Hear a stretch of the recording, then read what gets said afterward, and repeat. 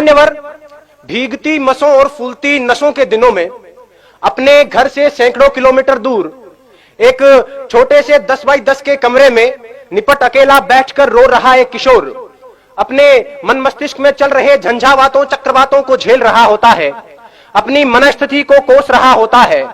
किसी छोटे बड़े सपने के खत्म हो जाने के कारण हर वक्त खुद को हीन समझ रहा होता है और उसके बाद वो एक ऐसा फैसला लेता है जिसे लेने का उसे कोई हक नहीं है। मान्यवर, वो एक खत लिखकर छोड़ता है, फिर इस दुनिया को छोड़ देता है।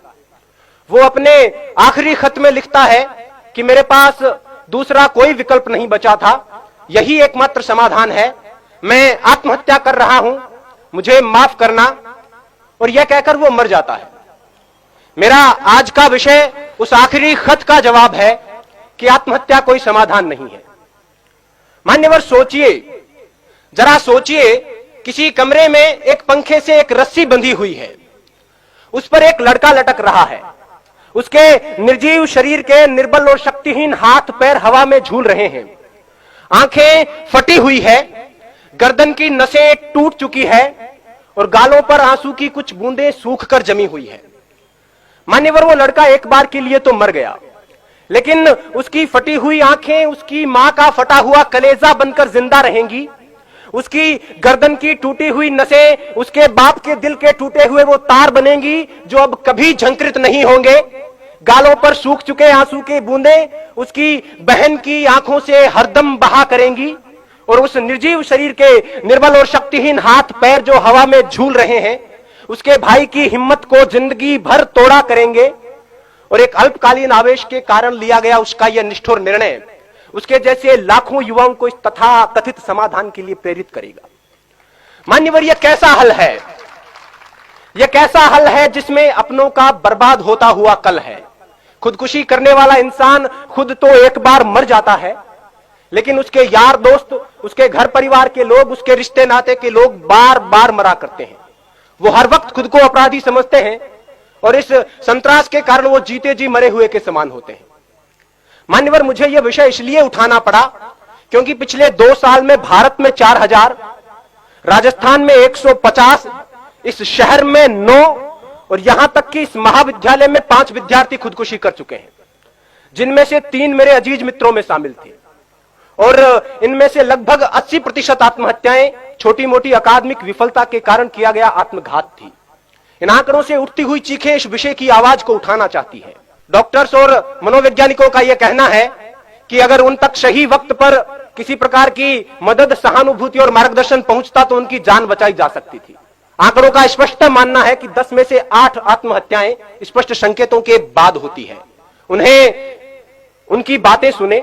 हमारे आसपास में हमारा यह नैतिक दायित्व बनता है कि जो हमारे आसपास में मानसिक तनाव से, मानसिक दबाव से ग्रसित लोग हैं, उनकी बातें सुने, उन पर विश्वास जताएं, उनकी हिम्मत बढ़ाएं। आत्महत्या मनचाही मौत नहीं है, यह अनचाही मौत है। मरना उन्हें भी अच्छा नहीं लगता, लेकिन घबराकर एक क्षणिक आवेश में यह निर्णय ले लिया जाता है। उन्हें यह बताएं कि यह कोई समाधान नहीं है। अब तो घबराकर यह कहते हैं कि मर जाएंगे, मरकर भी चैन नहीं मिला तो किधर जाएंगे। सही वक्त पर उन तक पहुंचाया गया मानसिक प्रोत्साहन उनकी जान बचा सकता है। जो खुदकुशी करना चाहते हैं उनके लिए मेरा यही संदेश है कि जब कभी यह लगने लगे कि अब तो बस आत्महत्या ही एकमात्र उपाय है, खुदकुशी ही एकमात्र समाधान है, तब अपनी आंखें बंद करके अपनी भविष्य दृष्टा कल्पना शक्ति से अपनी मौत का मंजर देखिए। अगर सफेद कफन ओढ़कर जमीन पर पड़ी अपनी लाश के पास शुद्ध बुद्ध खोकर बेहोश हो चुके अपने मां बाप, रोती कलपती बहनें और दहाड़े मारकर चीखता भाई नजर आ जाता है तो उनके होठों के तबस्सुम को अपने जीने का बहाना बना लेना।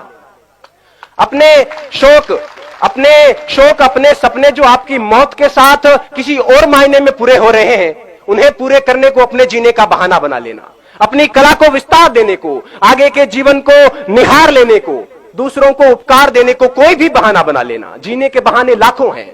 अगर फिर भी कोई बहाना ना मिले तो जैसे बचपन में मास्टर जी की मार से बचने के लिए कोई बहाना गढ़ लिया करते थे, इस बार मौत से बचने के लिए बहाना गढ़ लीजिए, लेकिन मरिए मत। और वैसे भी अकादमिक विफलता कोई विफलता नहीं होती। विश्व नायक माने जाने वाले लोग कभी अपने अकादमिक क्षेत्र में सफल नहीं हो पाए थे। जिंदगी यहीं तक नहीं है। सफलता का पैमाना सिर्फ यही नहीं है। Mahatma Gandhi, Gurudev Rabindranath Tagore, Thomas Alva Edison, Newton, Steven Spielberg, Mark Zuckerberg, Sachin Tendulkar, Bill Gates अपनी स्कूल कॉलेज की परीक्षाओं में कभी सफल नहीं रहे थे, लेकिन जीवन में अपने अपने क्षेत्र में उत्कर्ष तक पहुंचे, पराकाष्ठाओं तक पहुंचे। अतः छोटी मोटी विफलताओं को दिल से ना लगाएं, छोटे मोटे सपनों के पीछे जीवन बर्बाद न करें। गोपाल दास नीरज जी की पंक्तियां हैं कि छिप छिप अश्रु बहाने वालों, छिप छिप अश्रु बहाने वालों, मोती व्यर्थ लुटाने वालों, कुछ सपनों के मर जाने से जीवन नहीं मरा करता है। सपना क्या है? सपना क्या है? नयन सेज पर सोया हुआ आंख का पानी, और उसका टूटना जूं जागे कच्ची नींद जवानी, गीली उम्र बनाने वालों, डूबे बिना नहाने वालों, कुछ पानी के बह जाने से सावन नहीं मरा करता है, चंद खिलौने खो जाने से बचपन नहीं मरा करता है, कुछ दीपों के बुझ जाने से आंगन नहीं मरा करता है, कुछ मुखड़ों की नाराजी से दर्पण नहीं मरा करता है, कुछ सपनों के मर जाने से जीवन नहीं मरा करता है। जय हिंद, जय भारत, वंदे मातरम।